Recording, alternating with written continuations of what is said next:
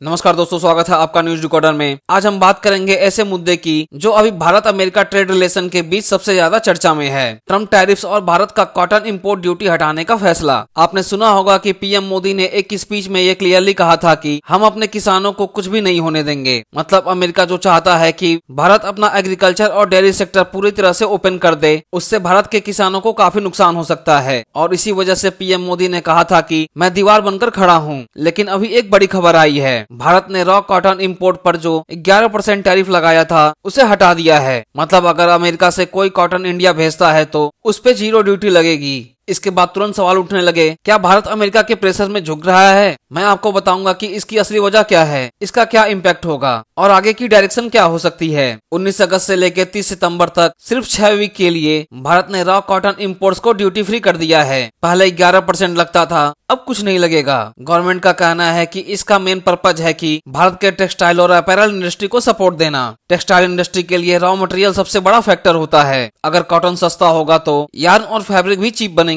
इससे exports competitive हो जाएंगे और गारमेंट सेक्टर में जो प्रेशर चल रहा था उससे थोड़ा रिलीफ मिलेगा। लेकिन इसकी टाइमिंग भी बड़ी इंपॉर्टेंट है। आपको याद होगा कि अमेरिका ने भारत के टेक्सटाइल पर 50% का टैरिफ लगा दिया है। पहले यह 25% लग चुका था और अब 27 अगस्त से एक और 25% स्टार्ट हो जाएगा। मतलब अगर भारत अमेरिका को कपड़े बेचता है तो उनकी कॉस्ट इतनी बढ़ जाएंगे कि बायर बांग्लादेश, वियतनाम और चाइना की तरफ शिफ्ट हो जाएंगे। और वैसे भी रिपोर्ट्स आई थी कि अमेजॉन, वॉलमार्ट जैसे बड़े अमेरिकन रिटेलर्स भारत से टेक्सटाइल ऑर्डर कैंसिल कर रहे हैं और वो बांग्लादेश, वियतनाम से सोर्सिंग कर रहे हैं क्योंकि वहाँ टैरिफ कम है। तो अगर भारत को अपनी टेक्सटाइल इंडस्ट्री बचानी है तो रॉ मटेरियल चीप करना ही पड़ेगा। इसी वजह से कॉटन ड्यूटी हटाई गई है। लेकिन इसका एक और एंगल है, ट्रेड टॉक और सेंक्शन। अगस्त के महीने में अमेरिका के ट्रेड ऑफिशियल भारत आने वाले थे नेगोशिएशन के लिए, लेकिन वो मीटिंग कैंसिल हो गई और फिर व्हाइट हाउस की तरफ से ये बोला गया कि भारत पर सेंक्शन लग सकते हैं। ये लैंग्वेज काफी सरप्राइजिंग थी। अब तो एनालिस्ट ये भी कह रहे हैं कि भारत का कॉटन ड्यूटी हटाना एक कॉन्फिडेंस बिल्डिंग जेस्चर है, एक सिग्नल कि हम फ्लेक्सिबल हैं, हम ट्रेड डील चाहते हैं।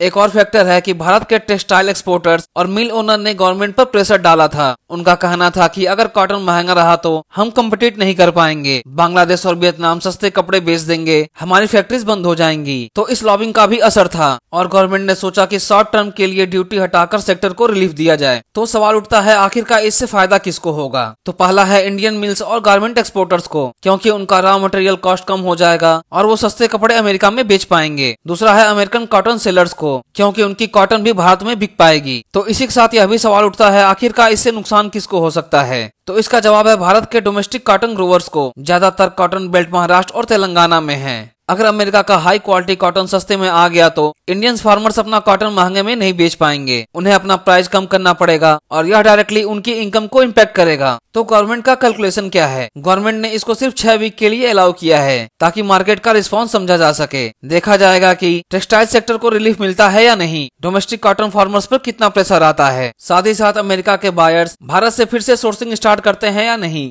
और अगर यह इफेक्ट पॉजिटिव रहा तो 30 सितंबर के बाद भी इसको एक्सटेंड किया जा सकता है। इसके साथ हमें यह भी याद रखना होगा कि भारत दुनिया के टॉप कॉटन प्रोड्यूसर में से एक है, लेकिन फिर भी हम अपनी डिमांड को पूरा मीट नहीं कर पाते। और इसका एक और पॉइंट है, अमेरिका का कॉटन क्वालिटी वाइज में सबसे सुपीरियर माना जाता है, इसीलिए भारत वैसे भी थोड़ा इम्पोर्ट करता ही है। तो अब ड्यूटी रिमूवल से अमेरिकन कॉटन ग्रोवर्स को भी फायदा है और भारतीय मिल्स को भी, लेकिन किसानों के लिए यह एक दो धारी तलवार है। भारत का टेक्सटाइल और अपैरल एक्सपोर्ट 2024-25 में लगभग $37 बिलियन का था। उसमें सबसे बड़ा मार्केट अमेरिका ही है। सिर्फ अमेरिका में लगभग 8 से 9 बिलियन डॉलर का एक्सपोर्ट होता है। अब अगर अमेरिका 50% टैरिफ लगाता है तो डेफिनेटली हमारी इंडस्ट्री पर डायरेक्ट अटैक होगा। इसी वजह से गवर्नमेंट को एक लो कॉस्ट और हाई सिग्नल स्टेप लेना पड़ा। इससे किसानों को थोड़ा सा नुकसान तो होगा, लेकिन फायदा यह है कि एक्सपोर्ट कम्पिटिटिव हो जाएंगे और लाखों नौकरियां बच जाएंगी। और ऐसा पहली बार नहीं हुआ है। 2022 में भी गवर्नमेंट ने टेम्पररी ड्यूटी रिमूव किया था कॉटन इंपोर्ट्स पर, जब डोमेस्टिक प्राइसेस बहुत ज्यादा हाई हो गए थे। मतलब पॉलिसी का प्रेसिडेंट ऑलरेडी है। तो अब फिर सवाल उठता है, व्हाट नेक्स्ट? अब 3 चीजें देखनी होंगी।